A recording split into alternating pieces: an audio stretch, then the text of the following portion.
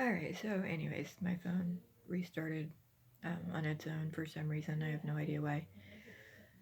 So anyways, as I said, I was born and raised in Scott County, Austin, and Scottsburg in Indiana, up until the age of 16. From the age of 16, I moved to, which was roughly 1998, moved to Noble or Hamilton County. Initially, it was Carmel. So I migrated from Scott to Hamilton numerous times from 1998 to 2010. Anyways, in 2010, me and my husband and kids had to move back to Austin to my grandma's house because she came down with dementia and wasn't happy staying in Scottsburg with my aunt and uncle.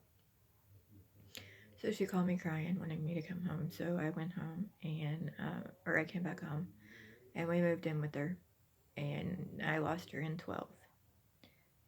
Regardless if it was identity theft or an imposter or a reenactment or whatever it was. Anyways, in 9, she had spent time in the hospital and I think she had been robbed. Anyway, she couldn't pay her taxes, and in order to get her, she asked me for it and I didn't have it. I had a drug problem at that time. Anyways, in order for my aunt or the one woman known as my aunt to help her and pay her taxes, she had to add her name to the deed. And Grandma did not want to do that, but she didn't have a choice. So, and I think 2009 is when my aunt's name got added to the deed, and there's controversy on if it was my aunt that added it or not, or if it was her imposter. But regardless, so anyways, back to 12 after we moved back from Grayland Place in Noblesville, Indiana, to Austin. The house had been given to me in person by my grandma and my aunt. That was the deal, because whenever we left Noblesville, the trailer that we lived in was my ex-stepfather-in-law's. It had been given to us in the divorce decree from Diana and Don, but we never got our name put on it because of our drug problem and because we were having, I think he was having an affair, especially based on what I've heard since. And I was already toying around with the idea of moving back in with Grandma, just me and the kids. I just, whatever, something kept me there. Anyway, so we stayed at Grandma's after we lost her, and the end of 12, or the fall of 12 is whenever things started getting really bad between us, and he started having violent tendencies, and stuff started being taken from the house again, and this time I was seeing him do it. Before, I don't think it was him, because before, he wasn't even a question. He wasn't the one called into question. Before, I think it was people that was sneaking in, because they knew we lived in Noblesville. But anyways, so long story short, I got head trauma, the whole side of my face, in fall of 12, in my grandma's house in the red bedroom. I got like, I think 9 fractures from it. I've got a bad one right there and right there. But anyways, so long story short, my kids, I sent my kids to stay with my mother-in-law, and she had to have back surgery, so she ended up sending them to my aunt after keeping them a month. Well, the end of December in 13, they, my aunt and uncle got them and filed for emergency guardianship here in Scott County. So the judge, she tried to get me to sign a paper, and I refused to sign it. Anyways, so they went to court and got temporary guardianship through emergency guardianship, or temporary guardianship anyway, through the court. And I was staying in Seymour at my mother-in-law's with my husband, or someone known as. And long story short is I ended up having to leave there, and whenever I wanted to move back into Grandma's, because we'd left on our own. Well, it wasn't exactly on our own. We got ran out a little bit by surroundings.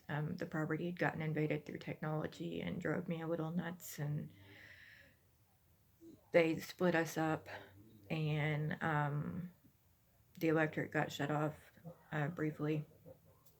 Anyways, so I started staying at my in-laws with him, and whenever I tried to go back home, because he kept having violent tendencies or whatever, I tried to go back to grandma's, and my aunt had told me that, or somebody I knew my aunt had told me that I couldn't go back, because she was selling all the contents and listing the property, and putting it up for sale.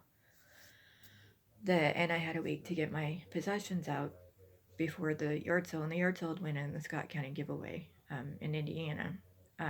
It was sometime around September of 2013, and it was listed through a realtor sometime in December of 13, but never sold.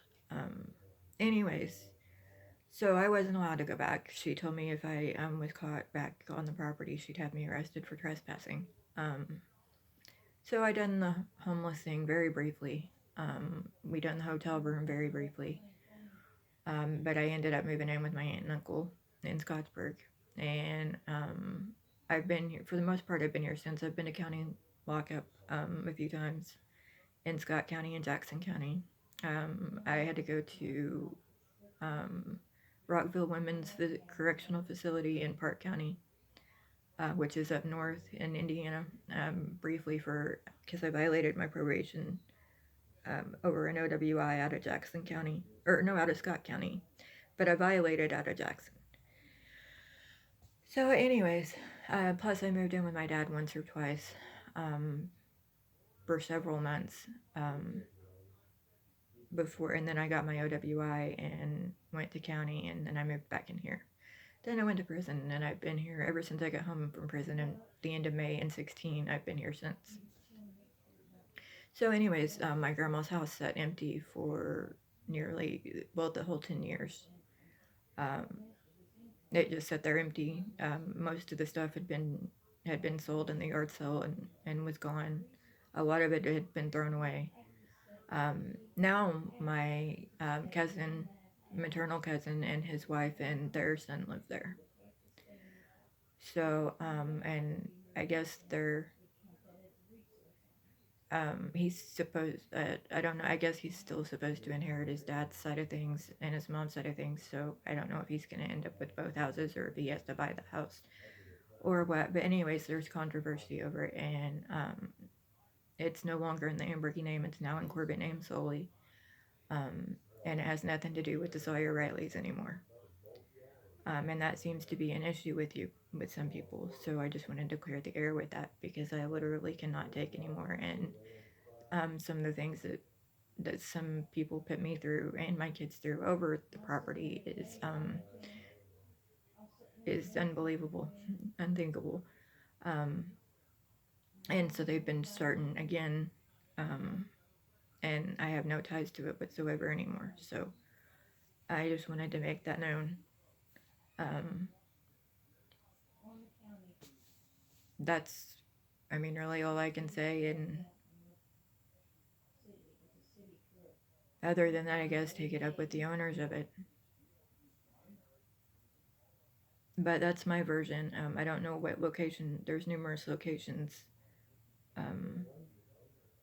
So that's the version of my life. Anything else, you're gonna have to investigate the location and the owners. So, but that's all.